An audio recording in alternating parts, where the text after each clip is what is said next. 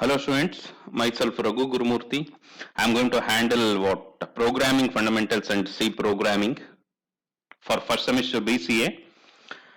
Probably there is no need of introduction to ourselves because we gone through many video classes earlier. So after resuming video classes, so we are in second half of our what online sessions. Here, first what I am going to do, I'm going to make a recorded video classes of the concepts what we skipped. I mean to say what we learned through our Zoom tool.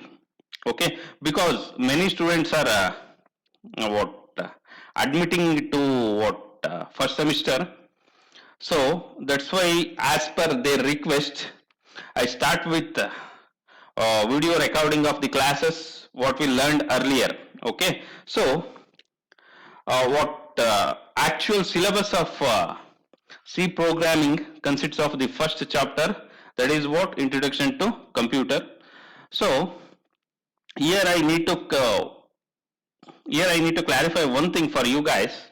So many students keep on asking, is it required a basic computer knowledge for BCA? The answer is absolutely no, because we used to learn the concept right from the scratch here. That's why our first chapter is introduction to computer. So irrespective of your combination in second PUC, I mean to say, if you choose PCMC, if you choose PCMB, or if you choose any other combinations, there is no requirement of computer science learning in your second PUC to do BCA or for any engineering degree. I mean to say computer science or information science, because what we are going to learn with respect to computers, that is what from scratch here. Okay, so if you come for our first chapter, that is what introduction to computers, we are going to learn regarding computer definition, block diagram of computer, and different parts of computer and input and output devices. Apart from that, we are going to learn regarding software. What do you mean by software? And what do you mean by operating system? Then what do you mean by application software? And different types of languages, programming languages. Okay, so programming languages, something like machine level languages, assembly level languages, and high level languages. This is what our first chapter. Later, in our second chapter, actual C programming we are going to learn. Okay, so it is a programming language. Actually, this language is developed by Dennis Ritchie. So we are going to learn the language basics in our chapter second. Later, we are going to learn regarding input and output operations with respect to C in chapter third. Later, followed by, there is a concept called arrays, that is also we are going to learn with respect to C. Then we have final chapter, that is what user defined functions. So this is what the syllabus what we have totally 5 units, out of which we need to start first unit right now. So before starting, we need to know what exactly the computer mean. That is what we need to learn. So if you come for the definition here, what they are telling, computer is an electronic device. Computer is a electronic device that receives input and stores or processes the input as per the user instruction and provides the output in desired format. So this is what the definition.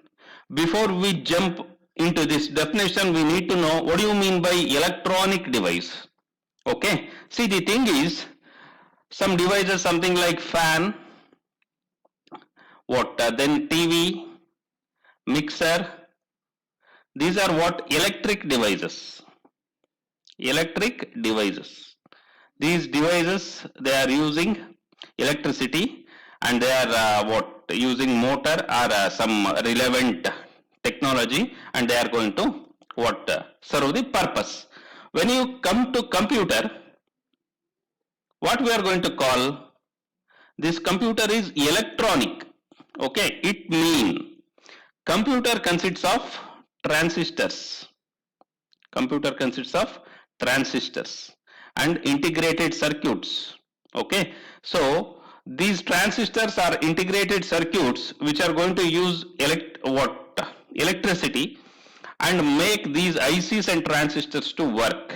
That's why the combination of electric and this transistors and ICs and integrated chips, what we are going to call, we are going to refer as electronic device. Got it? This is what computer is, an electronic device. This is the justification what we can able to give for this what statement. Later, what actually computer will do? That is what the point we need to bother. See, I'm going to consider a diagram. This is a computer. Okay, user giving some input to computer. Input is nothing but inputting the data. Okay, what computer will do? Computer stores the data. Computer stores the data what we inputted, and later computer process the data. Process nothing but some computations or other calculations. That is what processing.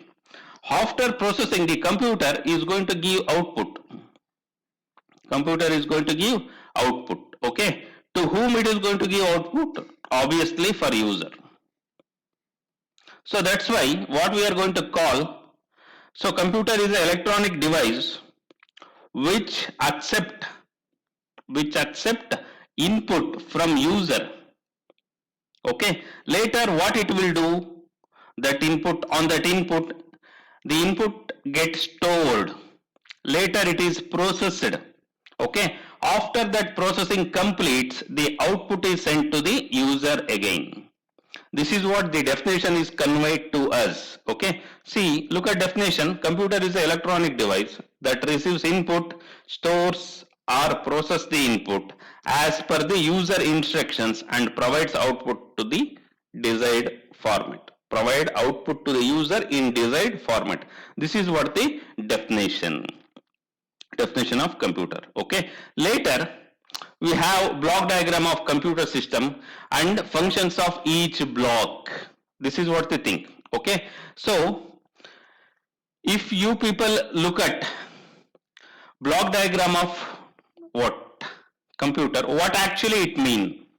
See, block diagram nothing but it is going to show different units of a computer and it show how the actual data flow is happening with respect to computer. Okay, so if you come to block diagram, this is what our computer block diagram. Okay, see, look at here, which consists of mainly three portions. One is input unit, later output unit. See, as we learned in definition of computer, we used to take input units to get the input data from the user. Later, after inputting the data, what we are going to do here, in storage unit, I mean to say, as we discussed in our definition of computer, computer stores the data. Got it? That is what they think. So here in storage unit, the data got stored. The storage unit is classified into secondary storage and primary storage. Later we discuss these concepts with a detailed explanation. After this storage, as we all know, some kind of processing is happening. So that processing is happening here, where in control unit and arithmetic and logic unit. Okay, this is the area where the actual processing of data is happening. Got it? So here the storage happens. Here that processing is going to happen on the stored data. Okay, later after completion of processing, the output unit, through output unit we are going to get the desired result. That is what, which is in the form of what, information. Okay, so this is what the block diagram of computer, what we need to discuss in this session. See, look at here, what they are telling with respect to block diagram. Okay, as we learned, it consists of mainly what? Input unit. Then this one is, we are going to call it as CPU, central processing unit, which consists of storage units. Then what? Central processing unit, in that control unit and arithmetic unit. This is what storage. Okay. In many contexts, we are going to call this storage and central processing unit as a single entity. Got it? So after that, we have output unit. Okay, these are what the basic components of computers. So if we what have this what question in your exam, you need to write this diagram. This diagram is must. So one thing you people need to concentrate here, what actually happening. See, once the data is inputted, got it, later the data inputting is going to show through this arrow mark. Okay, later the data enters to storage unit. Okay, the storage units consists of secondary storage and primary storage. Here we can able to see data is flowing inward and upward. That is what? Bidirectional, in both directions, bidirectional. Got it? So later what we have? Control unit. From storage unit to control unit, data also flow. Got it? This is what showed through this arrow marks. It is also bidirectional. I mean to say data flow in both direction. Okay. Later, after this, after processing, the data is outputted. This one is unidirectional. Okay. The data is sent to output unit. Okay. So look at here. This is what program and data, what we are going to input, and we are going to get a result or information as the output. Okay, this is what the basic block diagram of computer. Later we have detailed explanation here, what actually it convey. Okay, let's we look at here. First one is input unit. As we all know, as we discussed in this class, input unit send data to the system. This is what first point. What are the devices we have for inputting purpose? We have mouse. It is the pointing device. Then floppy disk. Then magnetic tape. Then followed by, we may call it as mic. These are what? Input units. Okay. So what input unit is going to do, as we all know, which accepts the data, okay, and which data got stored in the system. After processing, the output units do their purpose. Got it? This is what they are explaining here. Later, in storage unit. So in storage unit, the data actually stored. How the data actually stored? The data stored in the form of ones and zeros. This is what? Binary digital format, binary digits. Okay, computer only knows zeros and ones. That's why data got stored in the form of 1 and zeros. Okay, once the data got stored here, what? The data got stored in memory. The memories are classified into primary memory and secondary memory. Okay, so here the primary memory, what exactly it will do? See, this memory is generally used to hold the program being currently executed in the computer, the data being received from the input device, the intermediate and results of a program. This is what they are telling. See, primary memory, which holds the data of a currently executing program, or which stores the data which received from the input device. And it also stores intermediate results of a program. Okay, this is what the actually primary memory storage components. Later, the primary memory is temporary in nature. This is the point we need to know. This is what? Temporary in nature. I mean to say, if electricity is gone, then the data stored in primary memory is also gone. Okay, see, The data is lost when the computer is switched off. Okay, this is the point we need to bother. This primary memory is something what intermediate. Got it? That's why we need to save the data to the secondary memory. Getting? So, as I told, how the data is represented? It is represented through memory chip circuits. How the data is got stored? It's stored in the form of zeros and ones.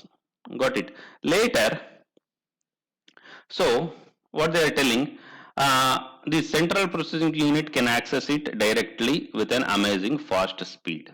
If you look at diagram, same thing is happening here. This CPU which is going to access the primary storage or primary memory. So later what we have, primary storage, this is what limited memory, okay, which might be 2 GB or which is now available in 64 GB, some supercomputers which comes in 128 GB. Anyhow, what we are going to consider, it is limited in size. Got it? So it is temporary, it is limited in size, and it is very fast when compared to secondary memory, and the data got stored, that is what, for temporary sake. When power gone, the data is also gone. So to handle the data loss, what we need to do, we need to store our data permanently in secondary storage. We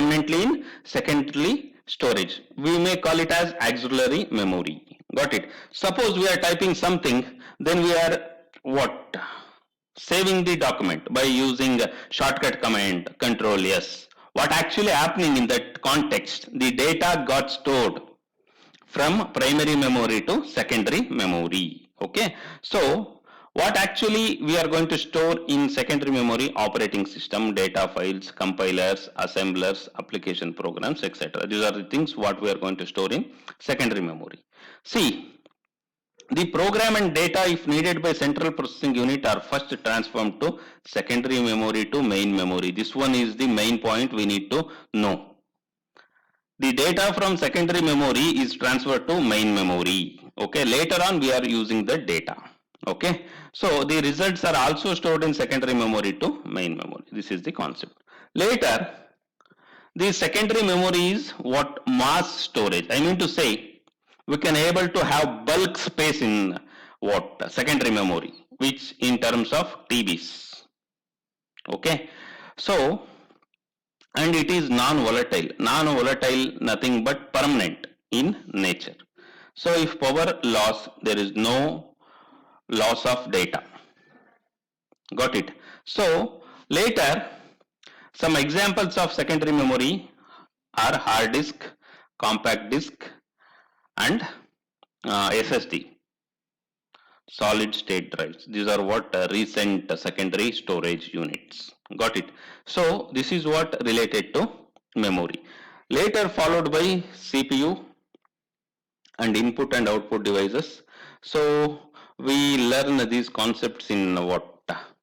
Upcoming sessions, input and output units and the CPU things. Okay. In our next class, we go with the central processing unit with a detailed explanation. Okay.